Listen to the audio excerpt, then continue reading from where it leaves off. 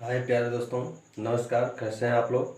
फिर आप लोगों के समक्ष मैं लेकर के आ गया हूँ जो यूनिट का पोर्शन आपको बतलाया था कि यूनिट मुख्यतः आपका जो है 3 प्रकार का होता है। पहला आपका मूल मात्रक जिसको बोलते हैं फंडामेंटल यूनिट। दूसरा आपका मतलब जो है आपका डिराइव्ड यूनिट जिसको हम बोलते हैं व्युत्पन्न मात्रक। तीसरा और लास्ट आपका था संपूरक मात्रक या सप्लीमेंट्री मात्रक जिसको हम पूरक मात्रक भी बोलते हैं। तो ध्यान दीजिए अरे दोस्तों, यहाँ पे ये सेकेंड वाला जो आपका था, तो सेकेंड वाले में क्या था आपका दूसरा। और फंडामेंटल वाले में देखिए हम आपको बतलाया था कि फंडामेंटल वाले में 3 राशियां थी। एक लंबाई था, एक आपका जो है द्रव्यमान था, एक आपका समय था। इन तीनों को लेकर के मैं आपको बतला चुका था ये एमकेएस पद्धति। फिर एमकेएस पद्धति बतलाने के बाद मैं सीजीएस पद्धति बतला चुका था। सीजीएस पद्धति को बतलाने के बाद एफपीएस पद्धति भी बतला चुका था। तो अब इसके आगे हम पढ़ रहे हैं फिर दूसरा जिसको हम बोलते हैं derived unit. DERIVED drive unit. इसको हिंदी में बोलते हैं हम व्युत्पन्न मात्रक। व्युत्पन्न मात्रक। अब ध्यान दीजिए प्यारे दोस्तों, व्युत्पन्न का मतलब जो कि वहीं पे आपको दिखाई दे रहा है व्युत्पन्न, जो किसी दूसरे मात्रकों पे निर्भर होता है या जो किसी दूसरे मात्रक की सहायता से हम उसको बना सकते हो या व्युत्पन्न कर सकते हैं। व्युत्पन्न मतलब होता है कि किसी को मिला करके मतलब फिर उसको बनाना। तो यहाँ पे ये चीज़ देख लीजिए डिराइव्ड। डिराइव्ड यूनिट का मतलब हिंदी आपका हो जाएगा व्युत्पन्न मात्रक। व्युत्पन्न मात्रक मतलब वो होता है, देखिए व्युत्पन्न मात्रक ऐसी राशियाँ जिनके मात्रक को हम जो मूल मात्रक से अलग हो, मतलब या ऐसे हम बोल सकते हैं व्युत्पन्न मात्रक ऐसा मात्रक होता है जिनको हम जो मूल मात्रक हैं उन राशियों की सहायता से या हेल्प से जो हम मात्रक बनाते हैं उसको हम बोलते हैं व्युत्पन्न मात्रक। तो एक बार और देखिए, जिन राशियों को हम व्युत्पन्न व्युत्पन्न मात्रक ऐसी राशियां होती हैं, व्युत्पन्न मात्रक ऐसा मात्रक होता है जिनको हम मूल मात्रकों की सहायता से प्राप्त करते हैं, उसे हम बोलते हैं व्युत्पन्न मात्रक। जैसे देखिए मूल मात्रक में आपने देखा था 3 ही क्वांटिटी थी, या उसके बाद में फिर आप पढ़ेंगे एसआई सिस्टम, तो एसआई सिस्टम में आपके 7 हो जाएंगे। तो अभी पहले यहाँ पे देख लीजिए व्युत्पन्न मात्रक में, जैसे व्युत्पन्न मात्रक मतलब ये हो जाएगा जैसे आपका यहाँ पे ले लीजिए बल। बल, तो बल बराबर आप जानते हैं बल बराबर क्या होता है, F बराबर m इंटू ए, न्यूटन का फर्स्ट लॉ। तो यहाँ पे देखिए बल बराबर द्रव्यमान गुणे त्वरण। अब देखिए यूनिट की बात कर लिया जाए, ये तो आपका सीधा सीधा बात हो गया हमारा जो है राशि का। तो बल बराबर होता है द्रव्यमान गुणे त्वरण। तो यहाँ पे हमें करना क्या है प्यारे दोस्तों, द्रव्यमान का मात्रक, द्रव्यमान चूंकि इसके पहले आप पढ़ चुके हैं, द्रव्यमान का मात्रक जो होता है किलोग्राम, इसका मतलब हो जाएगा केजी।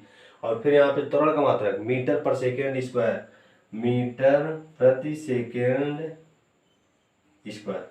तो अब ध्यान दीजिए यहाँ पे अभी क्या मतलब है, जो आपके व्युत्पन्न मात्रक है, मतलब जब आप जो आपके पास मूल मात्रक है, मूल मात्रकों के 2 से अधिक बार मतलब जब मिला करके मिश्रित करके हम बनाएंगे तो जा करके आपका होगा व्युत्पन्न मात्रक। तो यहाँ पे देखिए बल का मात्रक द्रव्यमान गुणे त्वरण। तो यहाँ पे देखिए एक बार आपका किलोग्राम है, फिर मीटर है, फिर सेकेंड स्क्वायर है, मतलब 2 1 2 3 राशियाँ। तो 3 राशियाँ तो ऑटोमेटिक इसका जो मात्रक होगा ये आपका हो जाएगा व्युत्पन्न मात्रक।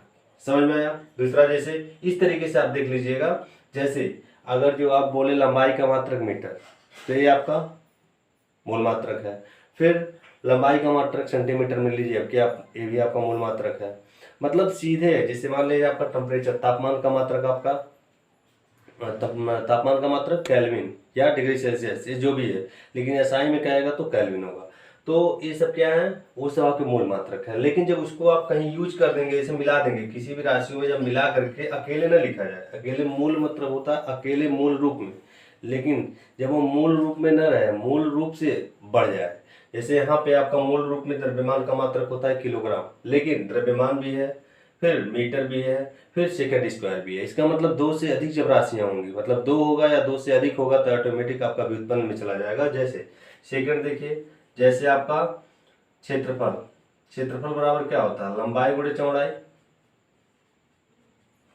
तो ध्यान दीजिए लंबाई का मात्रक मीटर इंटू चौड़ाई का मात्रक मीटर, तो हो जाएगा आपका मीटर का स्क्वायर।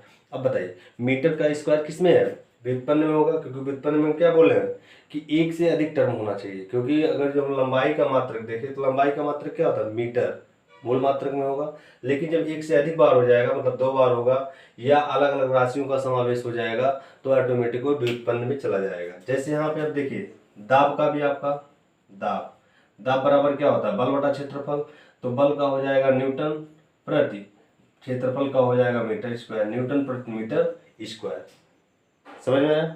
इसका मतलब ऐसी राशियां जिनको हम मूल मात्रकों की सहायता से प्राप्त करते हैं या मूल मात्रक से हट करके जो राशियां होती हैं उसे हम बोलेंगे व्युत्पन्न राशि या व्युत्पन्न, वैसे मात्रकों को बोलेंगे व्युत्पन्न मात्रक। तो व्युत्पन्न मात्रक में आपका ये सब चीजें हो गए। कोई भी इस तरीके से अगर आपके सामने आएगा, जैसे कोई राशि होगा उसका मात्रक देख लीजिएगा, अगर जो यूनिट से ज्यादा मतलब एक बारी से ज्यादा है, जैसा कि आपको पता है, इससे ज्यादा अगर ज्वाइंट है या स्क्वायर में है, मतलब स्वतः वो अपने मूल रूप में नहीं होना चाहिए। मूल में होगा तो मूल मात्रक हो जाएगा, जब इसको हटा करके होगा तो ऑटोमेटिक हो जाएगा आपका वो व्युत्पन्न मात्रक में।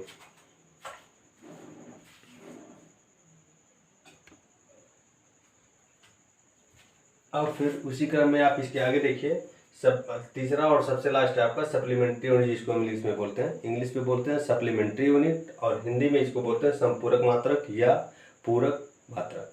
तो देखिए पूरक मात्रक का मतलब क्या है, इसमें जो राशियां हैं पूरक मात्रक में, इसमें 2 राशियां हैं। पहला आपका है समतल कोण, ये आपको अलग से याद करने की आवश्यकता पड़ेगी। पहला आपका है समतल कोण, दूसरा आपका है घन कोण, या इसी को बोलते हैं हम ठोस कोण। ध्यान दीजिएगा, इसी को बोलते हैं हम ठोस कोण भी बोल सकते हैं, तो इसमें कोई दिक्कत नहीं होनी चाहिए। अब देखिए, जो आपका समतल कोण होता है, समतल कोण और घन कोण, इसका मतलब जो संपूरक मात्रक है उसकी संख्या 2 होती है। पहला आपका क्या है समतल कोण और दूसरा आपका होता है घन कोण। अब देख लीजिए, थोड़ा सा आप लोगों को हम बतला दे रहे हैं, जो समतल कोण होता है, समतल कोण मतलब क्या, प्लेन एंगल इसको हम बोल सकते हैं। ये जो आपका है इसको हम बोल सकते हैं प्लेन एंगल, इसका मतलब समतल कोण। घन कोण का मतलब क्या हो जाएगा, सॉलिड एंगल। समझ में आया? तो जो इंग्लिश वाले हैं यहाँ पे, इंग्लिश और हिंदी वाले दोनों लोग साथ साथ देख सकते हैं।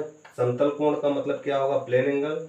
घन कोण या ठोस कोण का मतलब हो जाएगा सॉलिड एंगल। तो फिर एक ध्यान दीजिए, समतल कोण, समतल कोण मतलब क्या, प्लेन, मतलब जैसे आपका ये सरफेस है, इस पे अगर जो कोई एंगल आप बनाते हैं, मान लीजिए यहाँ पे आप इस तरीके से निरूपित कर दिए, तो ये कितना है 90 डिग्री निरूपित करेगा, तो ये आपका प्लेन एंगल होगा। इसका मतलब प्लेन एंगल ऐसा एंगल होता है या समतल कोण ऐसा कोण होता है, प्लेन एंगल या समतल कोण ऐसा कोण होता है जिसको हम एक प्लेन पे आसानी से दर्शा सकते हो।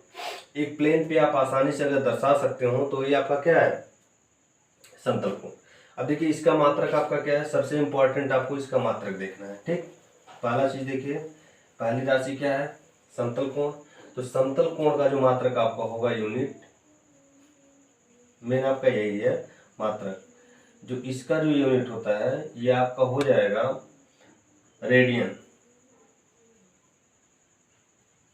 रेडियन, या जिसको हम बोलते हैं RADIAN, रेडियन। ठीक, ये आपका होता है समतल कोण। समतल कोण इसको हम प्लेन एंगल भी बोलते हैं, इसका यूनिट आपका रेडियन ऐसे लिखा था, ये आपका हो जाएगा रेडियन।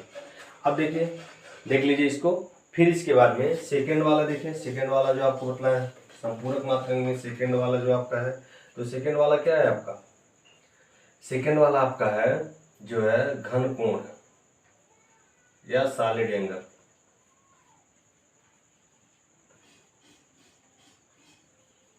घन कोण या सॉलिड एंगल।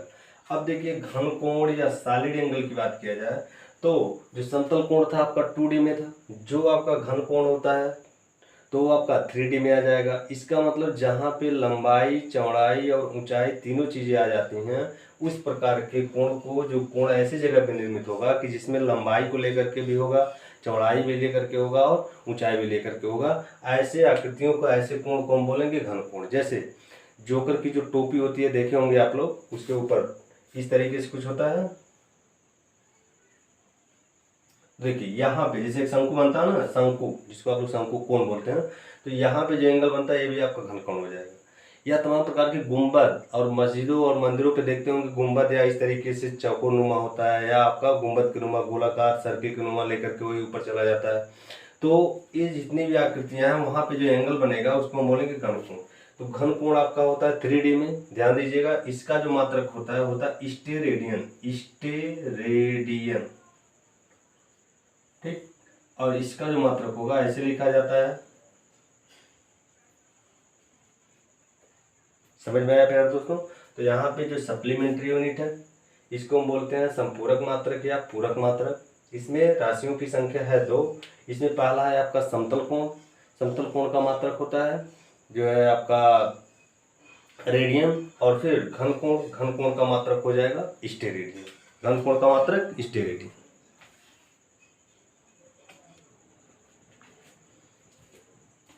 अब देखिए प्यारे दोस्तों, इसके बाद में फिर आपका जो एक होता है एसआई सिस्टम, ये मोस्ट इम्पॉर्टेंट आपका है, इसको नोट कर लीजिएगा एग्जाम की दृष्टि से और आपके जो है नॉलेज की दृष्टि से। बहुत जगहों पे ये आप पद देखने को पा जाएंगे, एसआई सिस्टम या एसआई सिस्टम को इसको बोलते हैं इंटरनेशनल सिस्टम। इंटरनेशनल सिस्टम को हिंदी में बोलते हैं अंतर्राष्ट्रीय प्रणाली। कभी कभी अंतर्राष्ट्रीय प्रणाली कह देगा और कभी कभी एसआई सिस्टम कह देगा। तो यहाँ पे ध्यान दीजिए, जब एसआई सिस्टम कहेगा तो एसआई सिस्टम का मतलब क्या है, अंतर्राष्ट्रीय प्रणाली, इंटरनेशनल सिस्टम। इसमें टोटल मात्रकों की संख्या 7 रखी गई है, जैसा कि यहाँ पे देखें एसआई प्रणाली में मात्रकों की संख्या जो है 7 है। इसमें देखिए यहाँ पे सीरियल नंबर लिख दिए हैं 1 2 3 4 5 6 7। यहाँ पे राशियाँ कौन सी होती हैं, फिर यहाँ पे इसका मात्रक, फिर यहाँ पे संकेत, और संकेत आपका इम्पोर्टेंट है, मात्रक इम्पोर्टेंट है, लंबाई। तो देखिए ये 3 तो आप पहले ही जान चुके हैं, मूल मात्रक में पढ़ चुके हैं। तो यहाँ पे ध्यान दीजिए, अंतर्राष्ट्रीय प्रणाली में मात्रकों की संख्या को या राशियों को रखा गया है 7। जब 7 राशियां हैं तो उसका 7 मात्रक भी होगा, 7 मात्रक हैं तो अलग अलग सबका संकेत भी होगा। तो इसी के बारे में आपको पढ़ना है। तो ध्यान दीजिए, जो एसआई सिस्टम है मतलब इसको बोलते हैं अंतर्राष्ट्रीय प्रणाली। इसमें टोटल नंबर ऑफ जो क्वांटिटी होती है या राशि होती है इसमें होती है 7। तो यहाँ पे ध्यान दीजिए, पहला लंबाई है, लंबाई का मात्रक मीटर, इसको हम एम से दर्शाते हैं, ये संकेत है आपका। और ये एसआई में, इस टोटल आपका एसआई में है, जो इसके पहले मूल मात्रक था वही मूल मात्रक को यहाँ अगर एसआई में देखेंगे तो एसआई में भी यही चीज़ है। तो एसआई में 3 हो गई, फिर ये 4 आपका एसआई में और जोड़ दिया गया, तो मिलाकर के टोटल हो गई 7।